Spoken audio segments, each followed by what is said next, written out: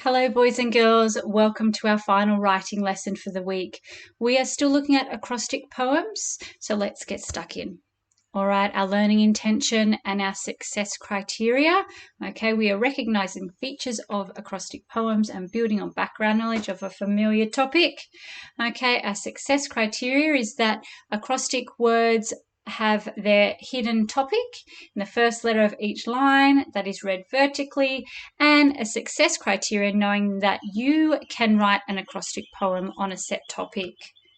Okay, here's an example today, and it says, kindness is contagious. I try to be kind whenever I can. Not being mean is being kind. Doing things for others is also being kind. Nice nearly all the time is the idea. Every day I try to be kind. Simple things can be kind things, such as sending a smile or saying thank you. So this author has written about kindness. Yes, you can see that vertically they have spelt out the word kindness, and each letter is used to start the sentence. So let's look at some of the features.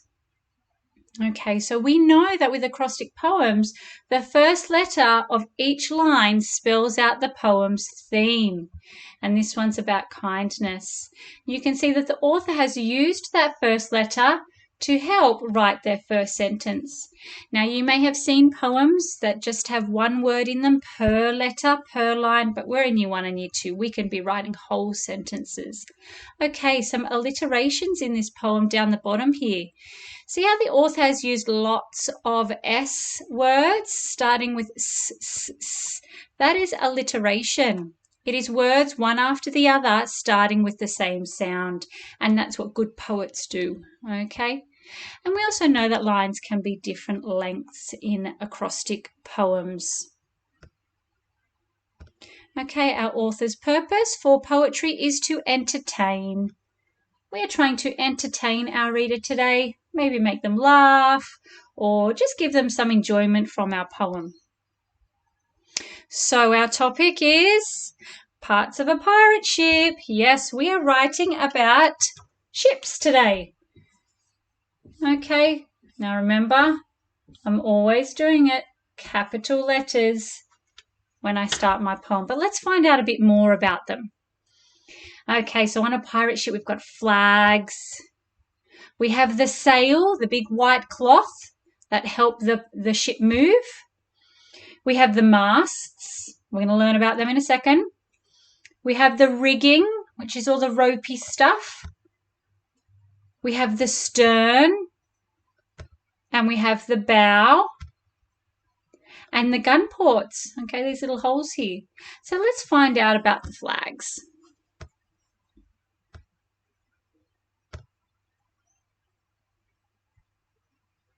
The pirate flag was traditionally a black flag with white skulls and a crossbone.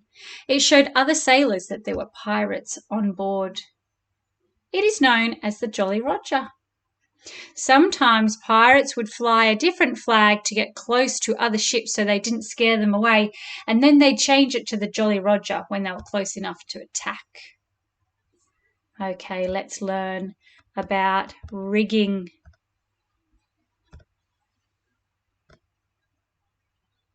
There's the rigging on the ship. The rigging was lots of ropes which tied the ship's sails to the masts and also helped the masts stand up. It also lets pirates control the direction of the sails and how tight they were. Pirates used the rigging like ladders to climb higher up into the ship to work with the sails and to reach the crow's nest. What's a crow's nest? We'll find out in a minute. Okay, the bow of a boat. Let's find out where the bow is. Okay, the bow, which rhymes with now, was the front of the ship. Many ships had a bowsprit at the front, which was a pole that stuck out from the front of the ship to help with navigation. Some ships also had figureheads, special wooden carvings at the front of their ships in shapes like mermaids or religious figures, which pirates believed would give them good fortune. The crew's quarters were in the bow of the ship, so that means that's where the crew would live and sleep. All right, let's find out about the gun port. Now, the gun port are those two little holes poking out the side of the ship. The gun ports, sometimes called portholes, were holes in the side of the ship which could be opened so the cannons could fire at other ships. Each gun port had a small door to cover it when it was not in use to make sure no water got in. The gun ports were put into the sides of ships above where the water reaches to prevent flooding, although in heavy seas there was the risk that it could let some water in. Okay, let's find out about the stern. Now, if we know the bow is the front, what do we think the stern might be? Let's have a look. There it is, the back of the ship. The rudder, a piece of wood to help steer the ship, was at the stern, dipping into the water. The stern is where the captain's cabin and the officers' quarters would be, probably because that's the most sturdy part of the ship, so the captain gets to go there.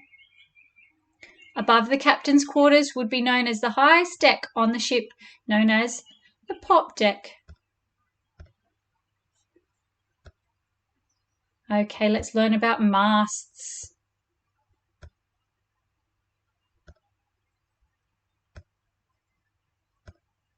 There they are.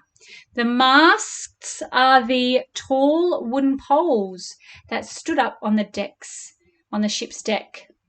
They were used to attach the sails and riggings, okay? So it's all those wooden, long, tall sticks.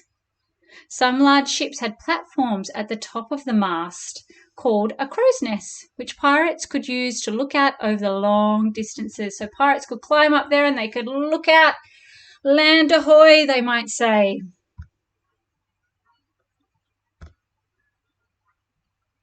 And lastly, the sail. Let's have a look at the sail. Okay, a sail. There they are, the big white cloth. The sails of the ship were made from strong fabric and tied the mast with thick ropes. Each sail would collect the wind that blew onto them and move the ship forwards. The sails could be tied away when they weren't needed. So when they didn't need to go anywhere, they would just tie the sails away.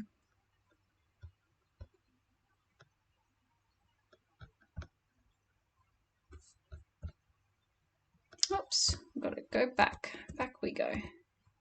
Okay, so let's look at the different types of pirate ships.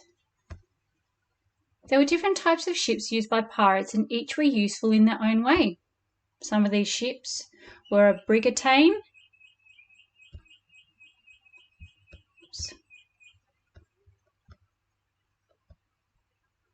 a sloop, a schooner, and a square rigger.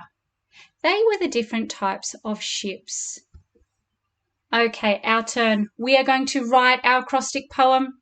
So you know we need to write the capital letters for the word ships. Yeah, we are writing about ships today. Okay. So you know with an acrostic poem, we use the first letter to help us write our sentence. Now I have used the letter S to write the word sails. Sails collecting wind. Okay. I'm then going to write using the letter H because H is the second letter. I'm going to write a sentence starting with H. Heavy seas and superstorms. I have used the word individual. Individual pirates climb the mast to get a better view. Okay. Now remember, you are writing the word capital letters and using that letter to help create your sentence. Okay. Your sentences may join if they need to, and you may use alliteration if you would like. Okay, so your topic today is ships, so you are writing all about pirate ships. Make sure that whatever you write, it connects to your topic. Okay, so you can't have the word ships down down vertically and then start writing about rhinoceroses, okay, because they've got nothing to do with ships. You need to ensure that your topic and your actual sentences are connected. I haven't finished my poem. I think it's your turn to head off and do an acrostic poem on ships. Now remember, acrostic poems have their theme or title written down the page vertically.